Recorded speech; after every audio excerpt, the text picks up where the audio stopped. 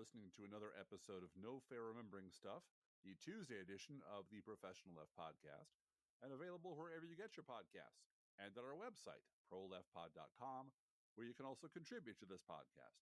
There is a Patreon button at our website, or you can mail us a letter and or contribution at the Professional Left Podcast, P.O. Box 9133, Springfield, Illinois, 62791. And it's not safe for work.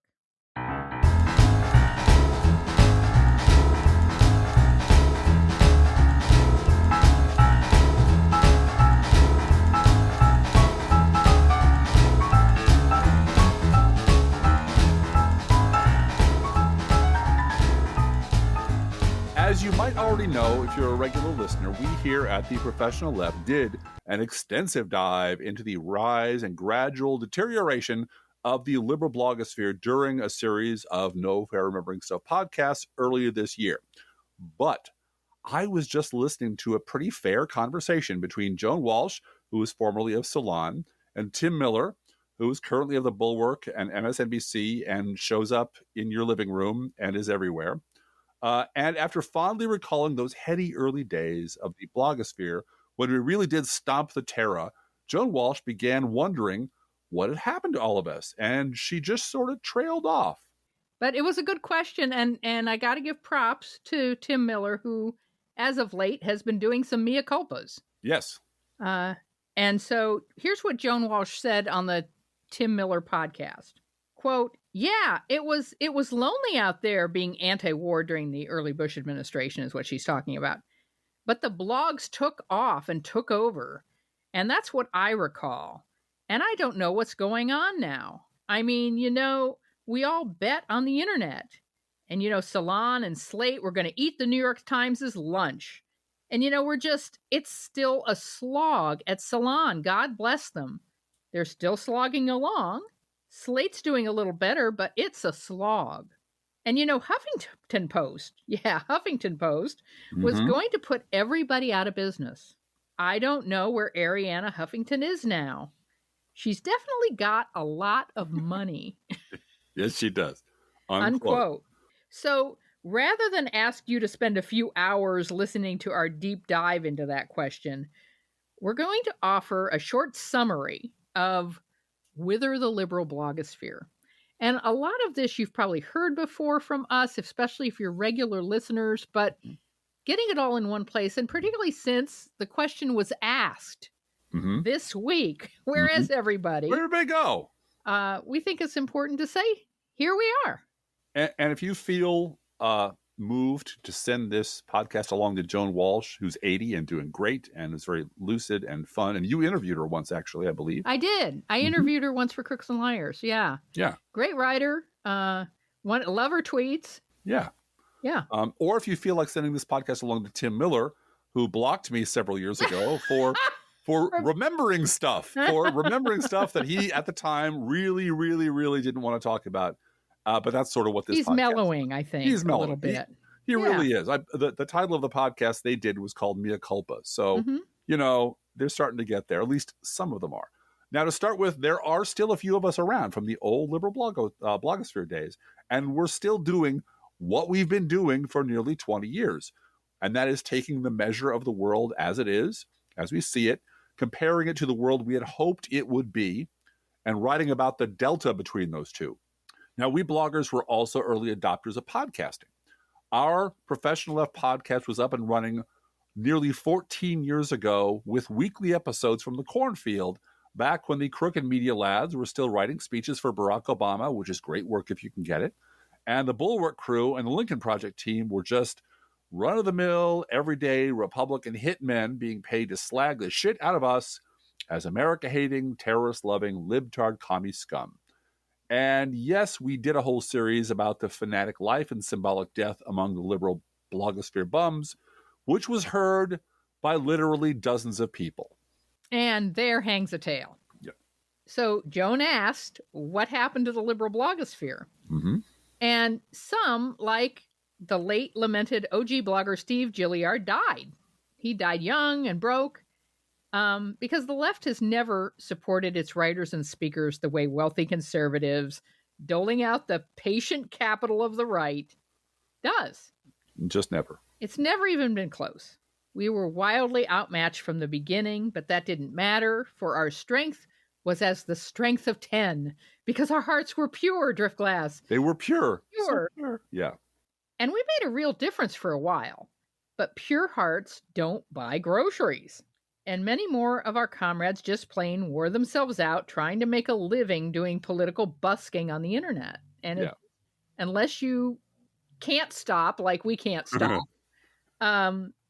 it doesn't, I don't think you and I would be still doing it this way if we didn't have each other. I really don't. I quite agree. Because we found each other through the internet and the blogging, shared interest, reading each other's blogs. Yeah. And we do lean on each other for support during lean times. There have been a lot of lean times. I'm sure there'll be lean times in the future. Yeah. And the thing about the liberal blogosphere as it was then and the remnants that are extant now, we were always fighting a war on two different fronts. And one front was and is continually the conservative propaganda machine, which is huge and loud and obscenely well-funded and ubiquitous. It has tentacles everywhere. And to the conservative media, we always have been and always will be America-hating, terrorist-loving, libtard commie scum. But the other front was and is the establishment media, which was much larger than conservative media and much more deeply entrenched and much more financially secure and more stable. And thanks to their long, long institutional history, they had accumulated one incredibly valuable asset that conservative media could never replicate. They were credible. Mm-hmm. They were respectable. If you worked for the New York Times, you were respectable. You got your phone calls answered. They were serious, which is why they were the primary target of the rising conservative media. And the number one pejorative that is still laid against the establishment media every day to this day by the right is that they are, in truth, part of a vast liberal media conspiracy. Emphasis on liberal. And this is from the New York Times, December 1994, back when the Republicans swept to power under the auspices of Newt Gingrich and Rush Limbaugh. And the title is, I'm not going to read the whole thing, Republicans get a pep talk from Rush Limbaugh. This is from Baltimore, December 10th. To all the advice for the new Republicans coming to Congress, add this from Rush Limbaugh. A hostile press corps lurks inside the Beltway. Quote, you'll never, ever be their friends, the talk show host warned most of the 73 Republican freshmen at a dinner here tonight. Quote, they don't want to be your friends. Some female reporter will come up to you or one of you and start batting her eyes and ask you to go to lunch, and you'll think, wow, I'm only a freshman. Cokie Roberts wants to take me to lunch. I've really made it. And the audience laughed. Seriously, Limbaugh added, don't fall for this. This is not the time to get moderate. This is not the time to start trying to be liked. 73 Republican freshmen. Yep. In 1 year. Yep. That was 1994. I remember that was Newt Gingrich. Yeah, it was. And the contract with America. Uh-huh. I remember thinking during that election season, oh, this is going to be bad. Bad. Very, very bad. Because Newt Gingrich and his group had put an ad with the contract with America in the TV Guide. Remember the TV Guide? Yeah. I do. Yeah. And that is how you reach people that will not be reached by any political avenue. Oh, yeah. Well, and the balance of this article that I quoted is all about how Republicans were lining up to kiss Rush Limbaugh's ass and explicitly thank Rush Limbaugh and conservative talk radio for their victory. The majority maker. He got a plaque from those guys. Yep. He got a speech. He got a parade. They loved this guy because he was the one with Newt Gingrich politics at his back who got them the House of Representatives after 40-some years. Mm-hmm. I can tell you, it never fails to crack us up when we hear from the right about what dangerous Soros-paid liberal stooges the establishment media is. Yeah. The liberal media. Oh my God, the liberal media's done it again. Why can't they see Barack Obama's a Kenyan terrorist? Kenyan usurper, right. Mm-hmm. As cringe as they were during the Reagan administration, they were worse during the George H.W. Bush administration. They were positively embarrassing during the Clinton administration, and they so completely shit the bed during W. I mean, come on. That in a sane, healthy media environment, no fair-minded person could continue to believe that the establishment media was liberal. Not only that, trustworthy, but the fact that there's a liberal media out there. Yeah, is insane. They clearly have never read the New York Times, actually read it. And also the myth that conservative media is just a natural and healthy reaction to the excesses of a liberal mainstream press. Yeah. No, it isn't. No, and you'll hear all the never-Trumpers say this, that, perhaps the conservative media went too far, but it really was a reaction to the extreme liberalism of the mainstream media and the mainstream press. And finally, was it because Walter Cronkite said they couldn't win in Vietnam? Is that what cracked them? Oh, or Robert Bork. I don't know. It's hard for me to understand because I don't speak their language. But the idea that there were people like Dan Rather and Woodward and Bernstein, right? Going after exposing Nixon as a criminal. Right. And they never forgave us for it. Yeah. It was the media's fault for actually covering that. Well, and part of it was the first thing you do when you build a cult, which is what they were doing all the way back then, was tell everyone in your cult you can't trust anyone outside the cult. Right. Because they're all part of the conspiracy. And anytime anything blows up in your face, just say, well, you don't understand how deep the conspiracy goes. And Fox News has been saying that all along. And that's why in any healthy media environment, no one could possibly believe that the right had been right. No one could possibly ignore the fact that the crackpot alarmist left, like you and me, had been right all along. We were right all along. After all, we had warehouses full of receipts. And we not only remembered that which had gone before and how it had led to what we had come to, we wrote about it every goddamn day. We have archives.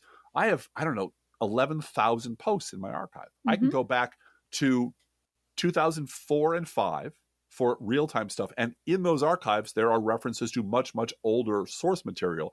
So we have a huge warehouse full of junk that we can pull to the table. But we don't have a sane, healthy media environment.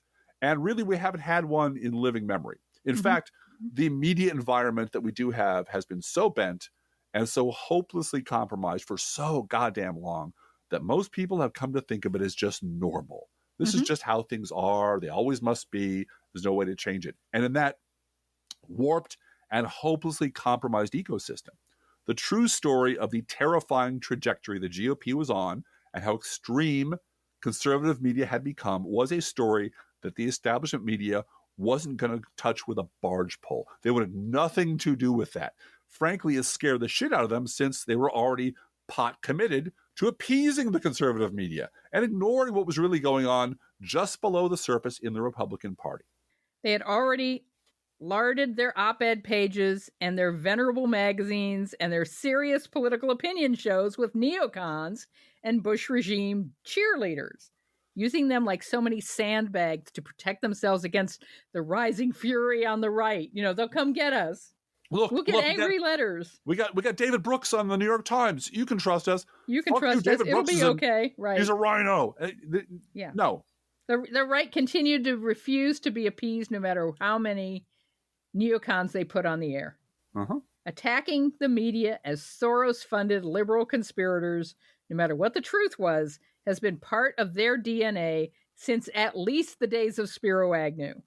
And remember the nattering nabobs of negativism, Driftland? The nattering nabobs of negativism. Yeah. That was Pat Buchanan. Pretty sure that was Pat Buchanan. No, I think it was the guy who wrote for the New York Times. Oh, yeah. You know what? On language. William Safire. Bill Safire. I think you're right. And the clearer it became that the Bush administration was shaping up to be possibly to the most comprehensively awful administration in American history. Yeah. Sweet summer child. Little did we know. Little did we know. Yeah. The more the right amped up its frenzy over imaginary liberal media bias in the establishment media, that's their DNA. That's how they coped. They coped with reality crashing it around them by screaming that it's all liberal media bias. It went on way longer than it had any right to during the Bush administration. And in that environment, no matter how much of a disaster Iraq was turning out to be, or no matter how much the world was teetering on the edge of a second Great Depression, or no matter how grotesquely conservative media lied, or how clearly the Bush administration proved its criminal incompetence and corruption every goddamn day, there was no chance the corporations that own the establishment media were going to start telling the true story of how us shitlibs had been right all along. No way, no how, that was never going to happen. But that still left the lords and ladies of the establishment media with a little bit of a problem. Yeah. The reality all around us had become so bad and so stark that there was no way to continue pretending that Iraq and the Iraq War wasn't a complete disaster, or that the economy wasn't in free fall. You couldn't deny that. Mm-hmm. Or that the Bush administration's response to Hurricane Katrina had been anything other than criminally negligent and racist. Even David Brooks stood up and paid attention on the failure of Katrina. Yeah, that shocked me. And the thing is, there even then, and I don't think this would be true today because they seem to be able to reprogram themselves on the hour, but Republicans during the Bush administration did think that the government was good for two things, war and natural disasters. Right. Federal government was supposed to step up for those things. And on those two things, Iraq War and Katrina, Bush just failed. Outright Failed. And it wasn't a failure that unavoidable. Right. Those two. It was incompetence. It was incompetence. It was sheer and was lying and us into the wrong war. And corruption. And corruption. And Yep. and that came crashing down on them, and there was no way to pretend otherwise. Yep. So if you're an establishment media decision maker up in the C-suite, how do you then explain these things? And 100 other Republican atrocities, large and small, without, we can't blame Republicans. No, God help us. We can't actually point to them and say they're the fucking problem. Yeah. Well, it turned out that when you have your meaty capitalist thumb on the establishment media scale, resolving this dilemma isn't really hard at all, especially in an environment where the chronically uninformed public did not want to hear that one of its two major political parties was going insane and that maybe something should be, done about that. And the Republican base at the same time was frantically looking for some serviceable lie that will let them all off the hook for everything that they had said and done, all that had happened during the Bush administration, while at the same time letting them keep their racism and paranoia and contempt for us America-hating, terrorist-loving, libtard commie scum intact. And the establishment media found its golden path through this minefield by first going all in on the narcotic of both sides do it journalism that high-status neocon grifters like David Brooke were selling. And second, by giving the entire Republican base a free pass to step through the Bush-off machine and be magically transformed from a mob of rage-drunk Republican bigots into the grassroots independent Tea Party. And it took 2 to 3 years before anyone in the media was willing to say, oh, by the way, the Tea Party is all former Republican. Right. And those and once it was safe, once they had gotten away with it, once they had, covered the Republicans exiting their disaster by burning their Bush-Cheney lawn signs and swearing that they were independents and never heard of these guys, once the damage was done, they said, oh, by the way, we should probably mention, they were all Republicans all along. Blah, blah, blah, the blah, polls say they were all Bush voter Republicans. Oh, really? You couldn't have found that out at the time? It was a brand new political movement. They told us they were all independents, Blue Gal. Yeah, they were all independents. Right. And they'd never been involved in politics before. Right.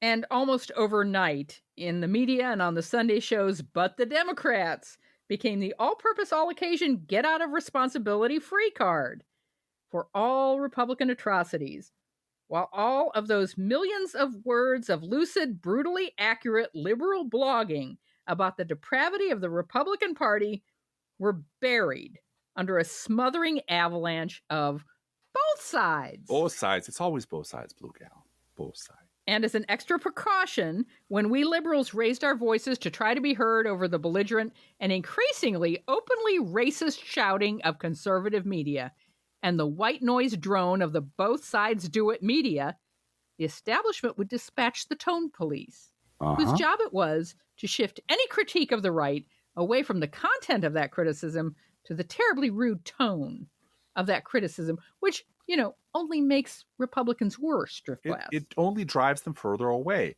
And if only we America-hating, terrorist-loving, et cetera, commie scum, were just a little more polite, Blue Gal. It's never asked of the right, ever asked of the right. But it is only we who have agency in anything, and we really need to guard our language more. We need to be a little less strident. If our tone might have been so off-putting and alienating, Blue Gal, that maybe, just maybe, it was actually our fault that the right was going off the deep end. If only we were more respectful, more open-minded. So, Democrats then nominated and elected the most polite, reasonable, respectful, tonally perfect centrist candidate we could find to try to fix all those still-burning catastrophes that 8 years of Republican governance had left in its wake. And pop quiz, Blue Gal, do you remember what happened next? Oh, yes, I do. The conservative media went berserk. Yep, they sure did. Because that polite, reasonable, respectful, tonally perfect centrist candidate, his skin was not tonally perfect. No, he was a black man who's a Democrat from Chicago. Yeah. And the high-spirited, principled grassroots uprising by politically unaffiliated patriots called the Tea Party responded with an 8-year-long racist primal scream. And the establishment media is still marching in lockstep along their golden path of both-siderism. And I think we really have to say overwhelmingly white. Oh, God, and wealthy. Yes. And privileged. Beltway media spent those 8 years of nonstop Republican obstruction, lies, birtherism, slander, and sabotage, demanding an answer to one question. Why won't Obama lead? Why won't he lead, Blue Gal? Why? All while reassuring the disengaged general public that the Republican Party was just doing normal government things. And it takes 60 votes to do anything in the Senate, Driftglass. That's Absolutely. just normal. That's just normal government stuff. It's in the Constitution somewhere. That was David Gregory. Oh, it takes 60 votes in the Senate. What are you going to do? Well, maybe if Obama were more leaderly and more centrist or more compromising. Yeah. And so the American public doesn't need to stop watching American Idol or The Bachelorette or Gilligan's Island reruns or anything and pay attention to the Republican Party filibustering their own bill to stop Barack Obama from having any success. Right. And then once you've stopped him from doing anything and he tries to issue executive orders, then you attack him for being a czar, being a tyrant with all these czars out there. Why isn't he governing like an elected president? Does he think he's king? Does this black man think he's king? So then we need to jump ahead a little bit to the time that Donald Trump came down that golden escalator. And while the establishment media was laughing itself to death, what little was left of the liberal blogosphere, remember the theme of this podcast is the liberal blogosphere, what was left of us warned that this orange beast slouching towards the Republican nomination was literally the Republican base of bigots and imbeciles made manifest. The base of bigots and imbeciles that the establishment media still categorically refused to believe existed. So here's a snip of something that I wrote on January 18th, 2015. And the reason I mentioned the date, it was 2 days after Trump came down the escalator. This is me quoting myself. As I wrote a few years ago, the brain cast of the GOP spent 40 years and billions of dollars carefully breeding an army of reliably angry, paranoid, racist chumps. And they've been so successful at completely re-engineering the right's ideological digestive system that they can no longer process any information which has not come to them in the form of Fox-approved Benghazi goo. In other words, in order to win elections and rake in vast fortunes, the conservative brain cast has painstakingly created the perfect feeding ground for con men and demagogues like Donald Trump. The louder and more bombastic, the better. And from David Brooks and the Wall Street Journal and Meet the Press to Ann Coulter and the Washington Free Beacon and the Breitbart Collective, in one way or another, virtually everyone in the media makes bank by flattering conservative meatheads and pandering to their delusions, unquote. That was 2015, Driftglass. That was 2015. Pretty prescient, I gotta say. 2 fucking days after Donald Trump comes down the escalator. That's and I didn't believe he'd get the nomination. I thought the GOP would write him a $2 billion check. Right. I thought they would write him a check and give him a show on Fox to stop him. Yeah. But I never doubted that was the face of the GOP base. This was what they wanted. Right. Yeah. So the establishment media insisted that everybody needed to calm down because it's going to be Rubio. Don't worry. It's going to be Rubio. He'll never get past insulting John McCain. He's dead in the water. Yeah. Besides, Driftglass, isn't Bernie Sanders scary too? So scary, both sides. Mm-hmm. And then Trump was nominated, which troubled the establishment media a little bit. But, economic anxiety and all that. Sure. Yeah. That stuff. And they didn't cover the fact that the only thing he wanted changed in the Republican platform was the Ukraine plank. Right. That's it. That's it. Weird. Everything else is fine, whatever you want. But you got to be nice to Russia about Ukraine. That's right. Said Paul Manafort. Mm-hmm. And anyway, Hillary Clinton has a lock on the 2016 election. It's fine. It's going to be fine, which suited the establishment media's agenda perfectly because they could beat on her like a piñata all they wanted to, secure in the knowledge she was definitely going to win. So what did it matter? And that would make us look balanced. Right, exactly. Because we're going to maintain our both sides do it bona fides. We're going to inflate trivial Hillary Clinton bullshit into a fake scandal big enough to match the actual scandals that are spilling out of the Trump campaign every single day. Mm-hmm. Remember when the Muslim ban was going to disqualify Donald Trump? Oh, completely. Yeah, I thought the Hollywood Reporter audio would qualify. Yes. Well, I didn't think so because I know the Republican base. We live among them, and they love this guy. And every time he stepped in it, and all the pundits said, "Oh, that's the end of Donald Trump." Like, nope, you really, really don't understand these people. But you know who does? We do, and we're happy to share that knowledge with you. But again, liberal commie bastards, strident. Now, this is about the time that I struck up a little bit of a combat with ABC News chief political analyst Matthew Dowd, who I've written about a lot over the last, 5 or 6 years. I tapered off a little bit. But at the time, Matthew Dowd was one of the most both-siderist assholes on television. He was also ABC News' chief political analyst. And he was all over the media insisting that if you're going to talk about Trump's scandals, you have to talk about Hillary's emails in exactly the same way, or you're not doing good journalism. Puh. And the Pope, the very Pope, the man at the very top of the cult of both sides do it, Mr. David Brooks of the New York Times, managed to transition effortlessly from columns insisting that Bernie was as dangerous as Trump to columns insisting that Hillary was as dangerous as Trump because nothing mattered. Because Hillary was absolutely positively going to win, and then everybody would get what they wanted. After milking the Trump campaign for every dime and ratings point it could, the establishment media could look forward to at least 4 very profitable years of why won't Hillary lead, bashing and bashing and bashing every goddamn day. And conservative media, well, this is a Christmas present for them every day because they can just dust off all the old Clinton-hating scripts they have from the 90s and update them with new fake outrages. This was going to be... We can do Whitewater, too. Oh, yeah. And more Benghazi hearings. More Benghazi. Yes. What about Vince Foster? Did anyone ever really get to the bottom of that? Can we impeach her now, please? Yeah. Yes. Everybody was going to go home in a limousine, right? And then the terrible thing happened. The impossible thing happened. Trump won. And I commend to your attention all the chaotic backpedaling that passed for journalism after Trump won, as the establishment media scrambled for an explanation for this impossible thing. Mm-hmm. And not just any explanation would do. The establishment media could not afford to radically update their priors because people could remember what they said. Yeah.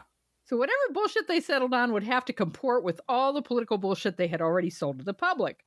Their new big lie would have to go right on pretending that the Republican base wasn't really a mob of unhinged bigots and imbeciles who really loved Donald Trump. Right. The new big lie would have to lay off at least half the blame on the Democrats. Democrats, yes. That was easy.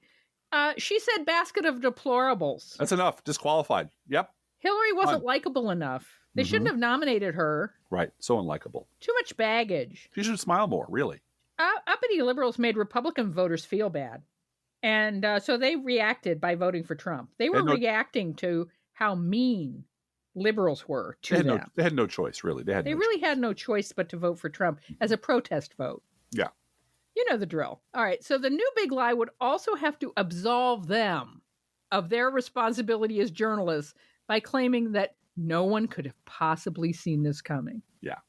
And most importantly, any new big lie would have to place a very strict embargo on considering any events before 2016, or especially anything they said before 2016. No, that's all. That's why we got to look forward. Why are you looking to the past, Blue Gal? Why are you so obsessed with what I said yesterday? 5 or 6 years have been amazing. Yeah.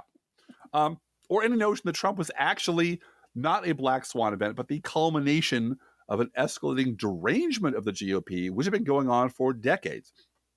A derangement which had been fomented every day by conservative media and, most damningly, had been actively ignored and deflected every day by the both sides do it establishment media, which is why in January of 2017, the media began erasing all evidence that Barack Obama had actually ever been president of the United States.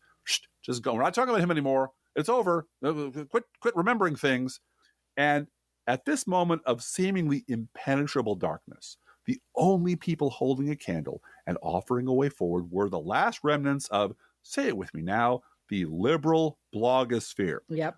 We were the only ones with a coherent theory of the case, a clear, fact-based explanation for what had happened, why it had happened, and most terrifyingly, who was responsible for it. And we have video and tweets and even, the ghost tweets. Right. Of Matthew Dowd, who had deleted his entire Twitter account. They're still in my blog. They're still on his blogs where he talks about Hillary being just as bad. Mm-hmm.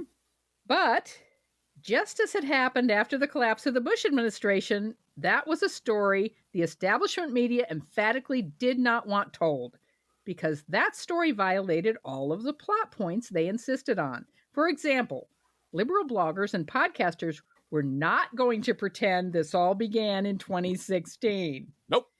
Nor were we going to pretend that the Republican base were just misunderstood patriots, Driftglass. I know.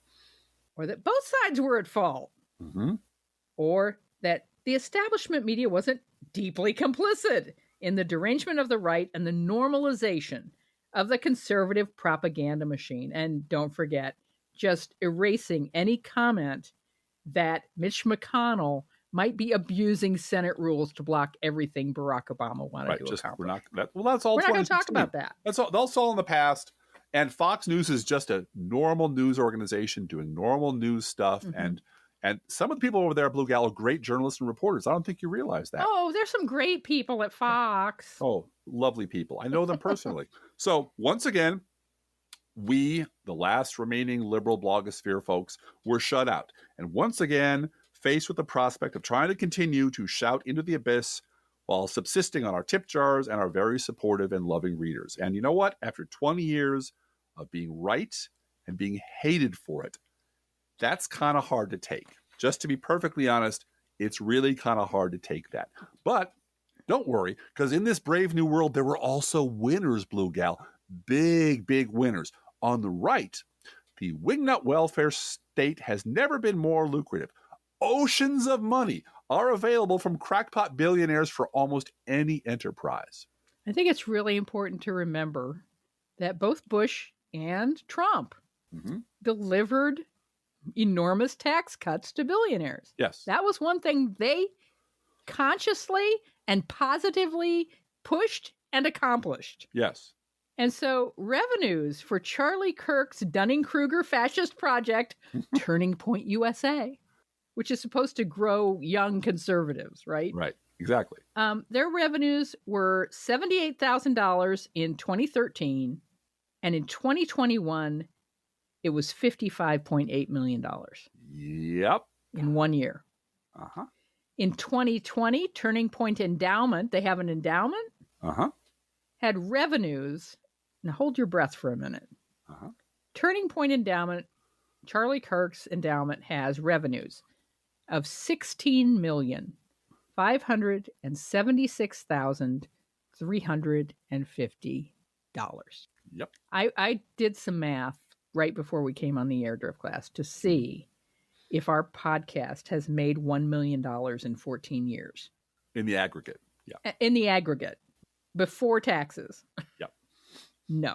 No, not even close. No, we have not. No, we have not. Not in 14 years. Nope.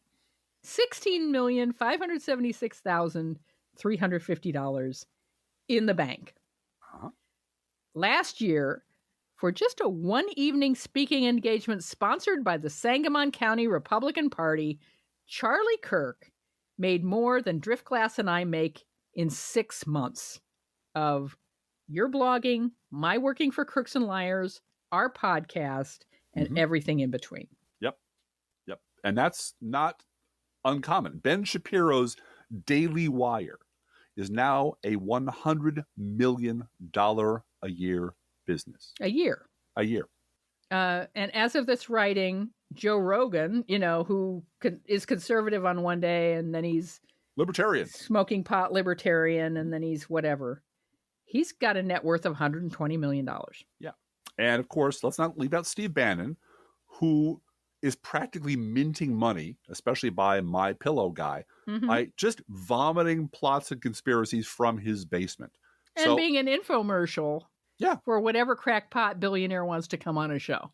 Absolutely. And having enormous influence over the actual Republican Party. Yeah.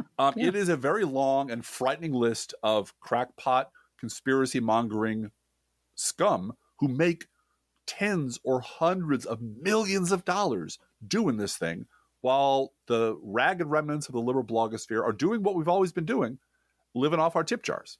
Well, I'm old enough to remember Pammy Atlas claiming on her blog, conservative blog, that we liberal bloggers were raking in the money hand over fist from George Soros. Oh, of course. And we that still are. She and the conservative blogosphere were living on fumes. Fumes, I tell you. I know. It's tragic, really. No. The other winners were a tiny number of recently former and current but disgruntled Republicans who ran afoul of the Trump mob in one way or another and found themselves cut off from the Republican consultant wingnut welfare money trough that had been sustaining them.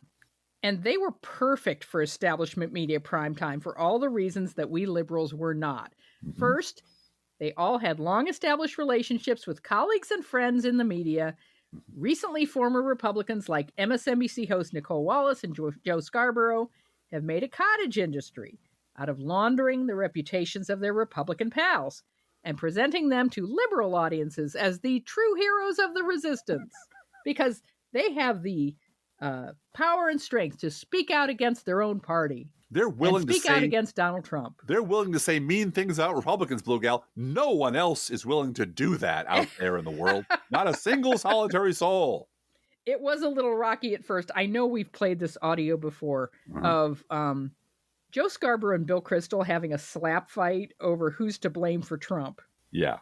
And during that time, some truth actually accidentally leaked out. Yeah. However, eventually everyone got their story straight and it all smoothed itself out. And bloody Bill Kristol, who Rachel Maddow had once spent an entire segment vivisecting as the wrongest and most untrustworthy hack in politics, was magically transformed into a perfectly trustworthy regular commenter on our liberal TV cable network. Yeah. Now, he's not on the Rachel Maddow show. She gets to pick and choose who she wants to have on. But he's on. Bill Kristol's on Morning Joe plenty of times. He is. Along with a whole bunch of other people who have no business being on my liberal TV before actual liberal bloggers, in my opinion. Now, after Bill Kristol's Weekly Standard was snuffed out, by the way, you remember that Rupert Murdoch was the person who created the Weekly Standard. So you would have a high-toned magazine to, pump out conservative propaganda. After it was snuffed out during the Trumpist purges, MSNBC was invaluable in helping Bill Kristol and former Wisconsin hate radio veteran Charlie Sykes launch their new media corporation, The Bulwark, by putting seemingly every Bulwark employee on the air in constant rotation to talk about, one, their new media company, and two, to tell people that Trump was a bad guy. He's a bad guy, Blue Gal, who else is going to tell truth like that on the air? Now, just for a moment, consider how different the media landscape might be today. How different the answer to the question of this podcast, whether the liberal blogosphere might be, if corporate media had ever supported the liberal blogosphere with just a fraction of the resources that they pour into things like the Bulwark or the Lincoln Project. But the stories we liberals were telling was still highly radioactive to the lords and ladies of corporate media, while these never-Trumpers fit the establishment media's requirements hand in glove. They, too, were very much not interested in talking about the long road their party had traveled to arrive at Trump, or the roles they had played in paving that road.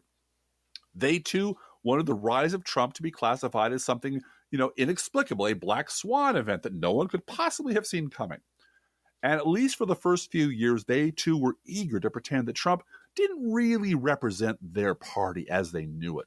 The loud, crazy meatheads that showed up at his rallies were just a tiny fraction of the party, but the vast majority were level-headed, salt of the earth, old-time conservatives, and however imperfectly, Trump represented the legitimate grievances of this economically anxious party base.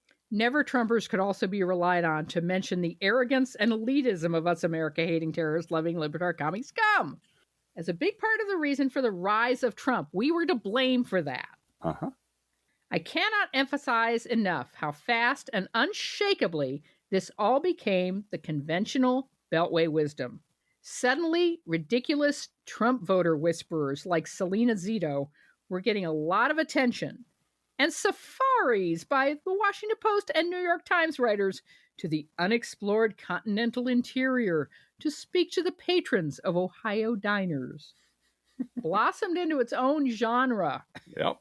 It's like we took a nap in 2014 with establishment media scolding us, America-hating, terrorist-loving, libtard commie scum, for our stridence and immoderate language. We said, fuck, Driftglass. We did. And we called Republicans bad people, and they have bad policies, and one day it's all going to come back and bite them on the ass. Yeah.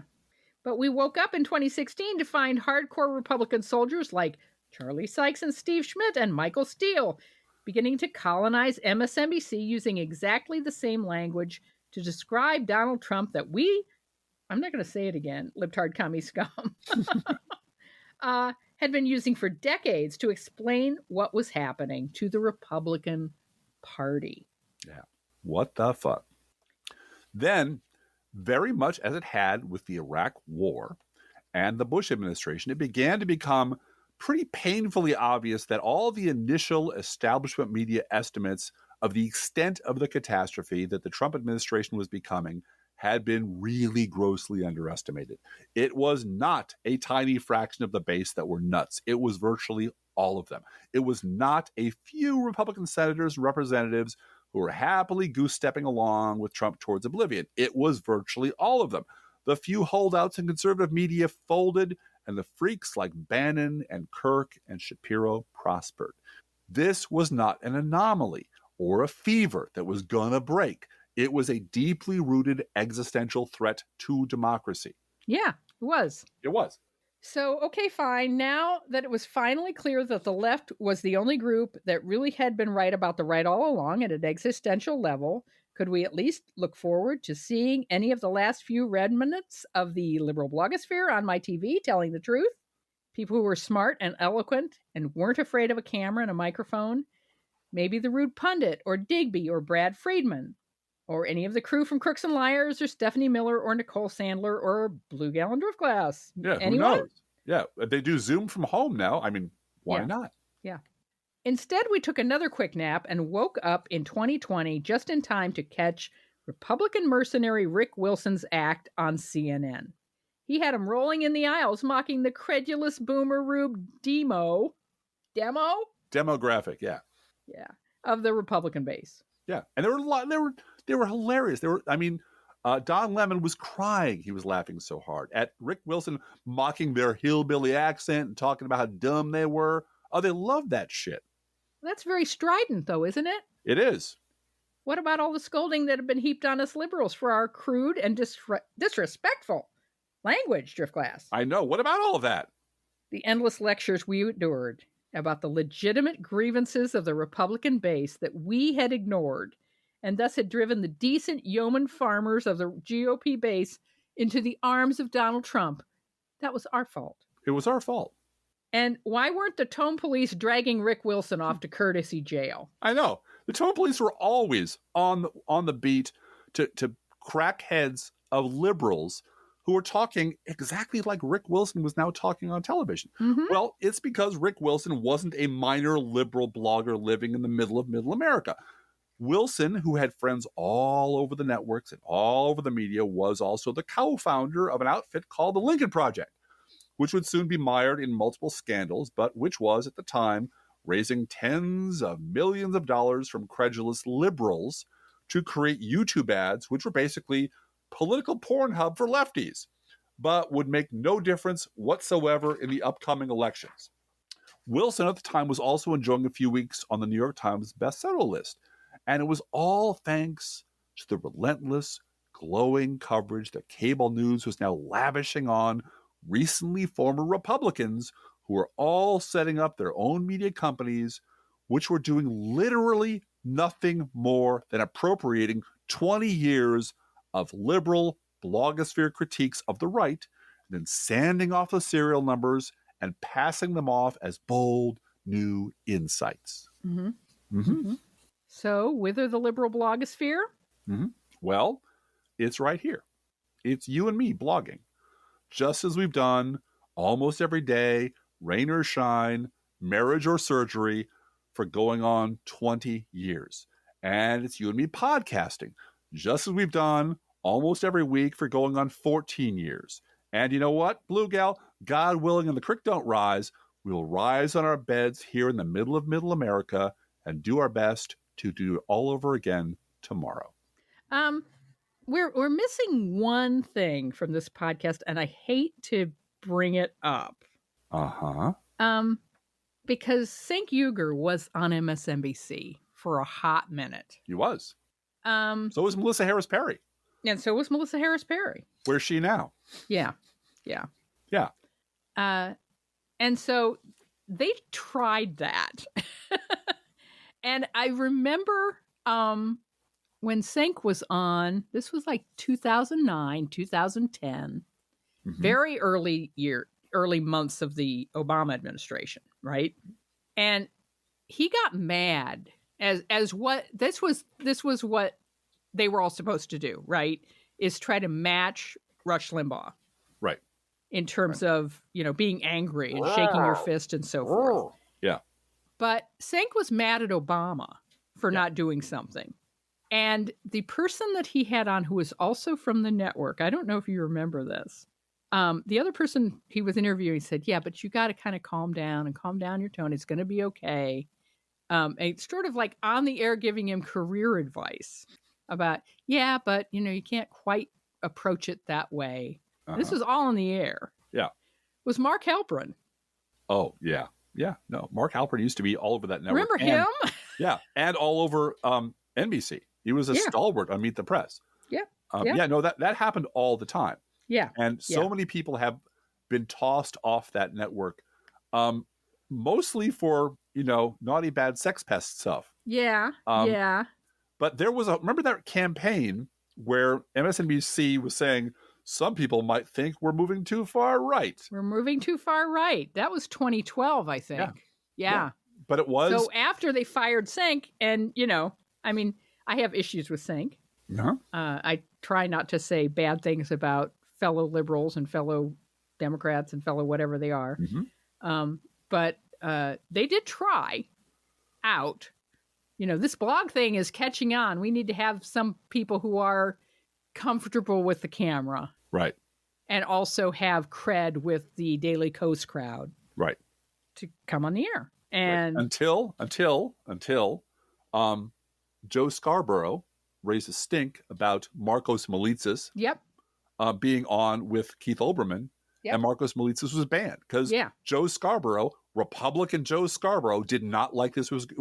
Joe Scarborough's opinion of liberal bloggers, which he said on his show, were we are Cheetos smeared T-shirt wearing, right. We have living in our Cheetos mom's dust all basement, over our chest. Yeah. idiots who don't know what we're talking about. And of Yep. course, Joe Scarborough has never been right for 3 days in a row about anything his entire life, but he does have 4 hours of airtime on cable television. And Yes, he does. that's the problem. The problem is there is no outlet for the liberal blogosphere. There's no support for it. There's no structural support for it. And that's what happened to the liberal blogosphere. There was never a moment when any established organization did what they did for Rick Wilson and Charlie Sykes and Tim Miller, which was reach out and say, we're going to lift all of you people up. We're going to put all of you on the air. We're going to put you in rotation, and we're going to support your media platform directly. And that just never happened. It's never going to happen. So the liberal blogosphere is still here, but it's a little thinner and a little tireder, a little grayer than it used to be. Yeah. Yeah. Marcos also had no problem calling out Joe Scarborough while he was on Keith Olbermann's show. Right. Which is adorable. So I can see why. I mean, I don't think it's right, but I can see why the people in the C-suite were very nervous, crapping their pants every time Marcos was on. Well, and there is an unwritten rule that's very clearly part of their corporate ethos, which is you never attack any other person who works for MSNBC. Right. You never talk shit about them. You never mention their past. You never, and that's why. And if somebody that you shit on in the past is now an employee of MSNBC, they're the greatest person in the world. Right. You shut your mouth. And that's why, the minute Matthew Dowd came under Nicole Wallace's protection, his entire awful, sketchy, both sides do it, bitchy, wrong-headed past just vanished. And nobody else on the network mentioned it. And that's the problem with corporate media generally, which is if you and I know that this guy's a problem, and you and I know that everybody else working with him know he's a problem, and all of them sit on their hands and pretend there's no problem, the question is always, well, what else are you lying about? What else are you covering up? What else are you not telling me that I should really know that you can't tell me because your corporate boss won't let you tell me? We still need more Patreons to make this podcast fly. Yes. If you can support us in that way, please go to patreon.com/proleftpod and sign up to become a member of our wonderful group of supporters. We appreciate you so much. See you next time. See you next time. The Professional Left Podcast No Fair Remembering Stuff Tuesday edition is produced under a Creative Commons license.